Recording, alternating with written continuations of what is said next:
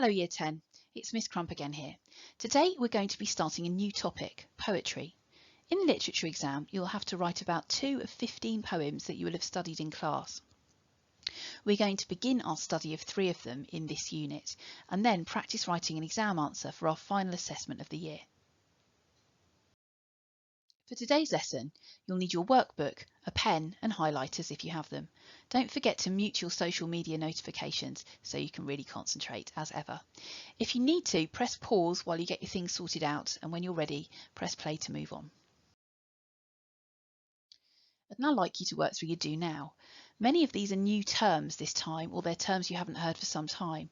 Press pause, see how many you can remember by completing activity 1, and then press play to check your answers. Number 1 was rhyme and means when sounds fully match, like keep and sleep or moon and balloon. For half rhyme, only part of the words rhyme, as in keep and shape or moon and run, where the consonant sound is the same but the vowel sound is different. A metrical foot, or unit of rhythm pattern, with an unstressed syllable followed by a stressed syllable, de-dum, is called an iamb, and when you have 5 of these, any metrical feet in a line, it's called pentameter. You probably came across iambic pentameter, de-dum, de-dum, de-dum, de-dum, de-dum, last year when you studied Shakespeare. For number 5, a line which carries meaning onto the next line without punctuation is called enjambment. Archaic language is old-fashioned, and dialect is language that's spoken in a particular region by a particular group of people. Alliteration is a word beginning with the same letter or sound, several words I mean, beginning with the same letter or sound. They don't actually have to be next to each other, they can just be near each other and they sound like they should be going together. When these sounds are V's or F's, as in very friendly, that's known as fricative alliteration. Finally, the type of text, could be a poem or a piece of drama, where one person speaks is known as a dramatic monologue. I'm sure you've discovered quite a few gaps in your knowledge on poetry, as this is a new topic for Year 10. So make sure you do make some time now to study your knowledge organiser, and don't forget the definitions to most terms are there if you need them now or in the next few lessons.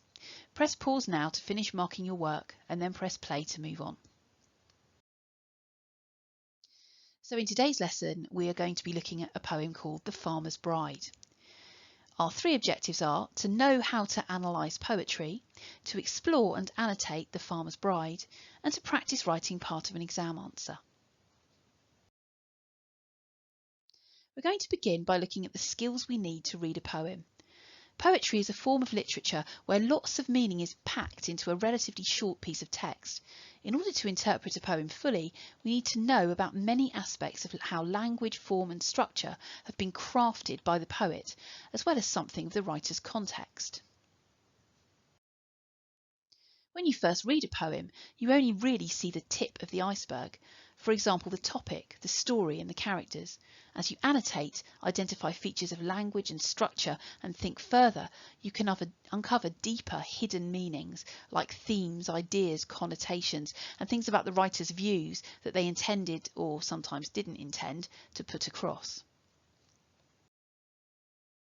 Working through these questions will help you to uncover the meaning in the poem. First of all, look at the title. What different things does this suggest to you? What can you predict about the poem's meaning based on this title? Then read through the poem for the first time. What is the poem about? What alternative interpretations can you think of? What are the characters like? Next, look at the form or shape of the poem. Are there stanzas? If so, how many? Is the form regular or irregular? Does rhyme or rhythm play any role? Are there any variations in the form, shorter or longer lines, etc.? Do you recognise the form? Is it a sonnet, for example? And how do these formal features link with the ideas in the poem? Next, structure. What's each section about? Why has the poet decided to sequence their ideas in this way? Do any extended images run through the poem? Language. Can you identify any patterns in the language? Semantic fields, recurring images, etc. What language devices can you identify? Are there any words or phrases that you think have several layers of meaning or are particularly significant? What do these language features suggest about the ideas in the poem? Deepening understanding. Now, try putting those things together. Read through the poem again. What new things have you discovered about the ideas in the poem since you first started reading it? Is there any ambiguity or are there any alternative interpretations? Finally, for this exam, you have to compare the text to another poem that you've read. What links and contrasts can you think of between this and other poems that you have studied? The title. What does the title of this poem tell you about the society it reflects? Annotate the title with your ideas. If you can, for this poem, try to include the words patriarchy, rural and possession. Press pause, complete the activity, and then press play to move on.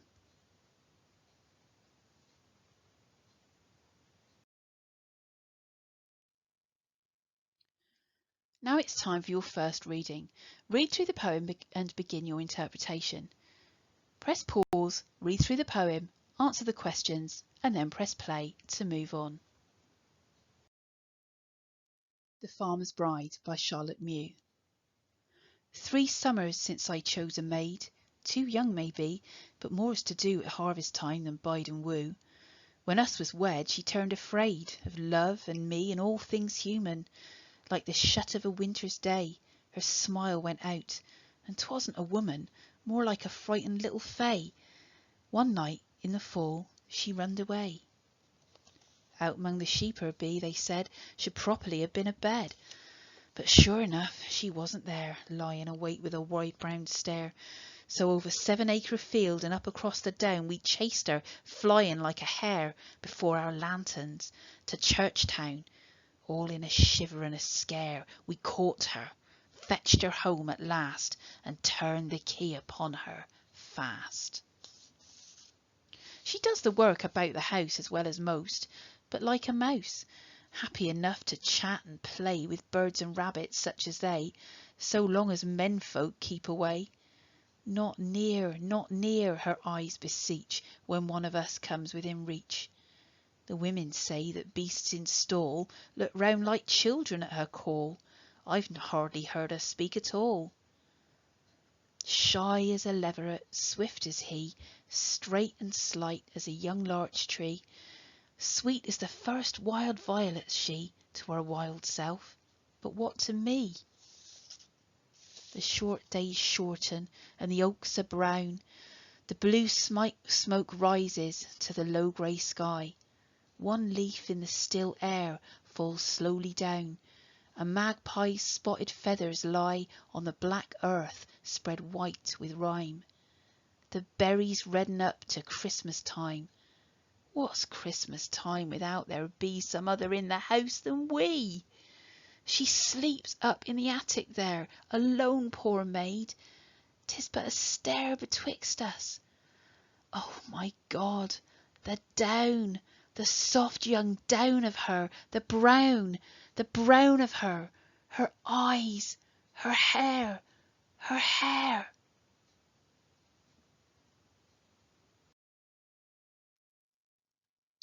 Now the poem seems to be about a farmer who marries a young woman, but she runs away and the villagers chase her and lock her up. She works hard on the farm and has a great relationship with the animals, but hardly speaks to her new husband. He's disappointed because he wants children, and he's also frustrated because he's very attracted to her. You'll have your own ideas about the characters at this stage, and they may change as you uncover more of the deeper meanings of the poem. Like all your other set texts, you will need to know about the context to help you understand the poems. Read through the contextual information in your booklet and answer the questions.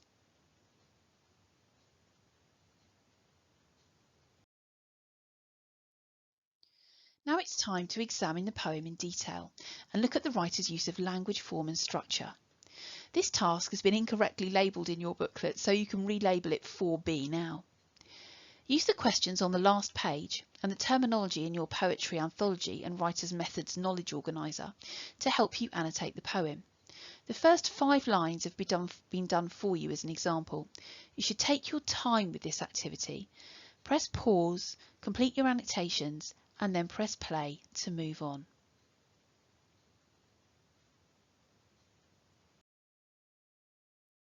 Once you've annotated the poem with your own ideas, you should add to your notes with ideas from different revision guides, both online and from books, as well as in-school resources.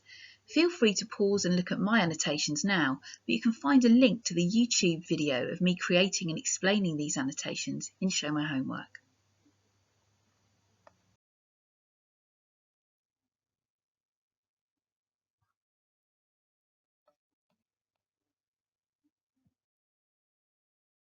For your final activity today, I'd like you to practice writing a brilliant analytical paragraph about a quotation of your choice from The Farmer's Bride. Spend a few moments looking through these questions. They will guide you towards a deep analysis and give you lots of ideas about what you can say about a single quotation.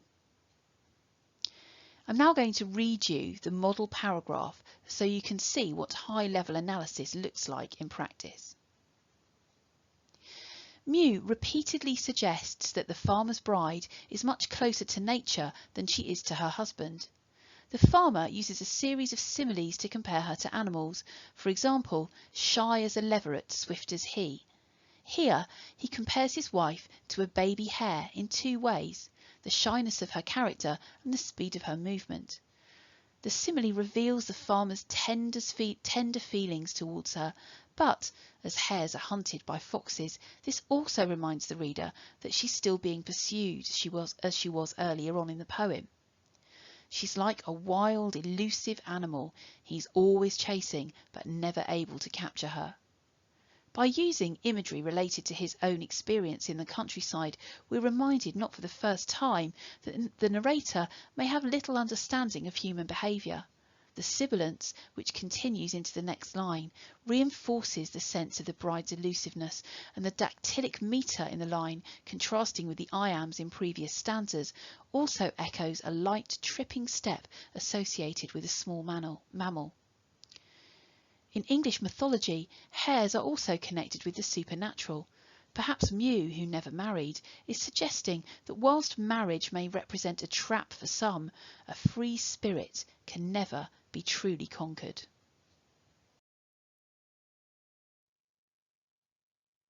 Now choose your own quotation. That's the example that question 2 is referring to. Use the questions to help you craft a similarly detailed paragraph. This is an important skill, so take your time, and I'll be back again next lesson to look at another poem with you.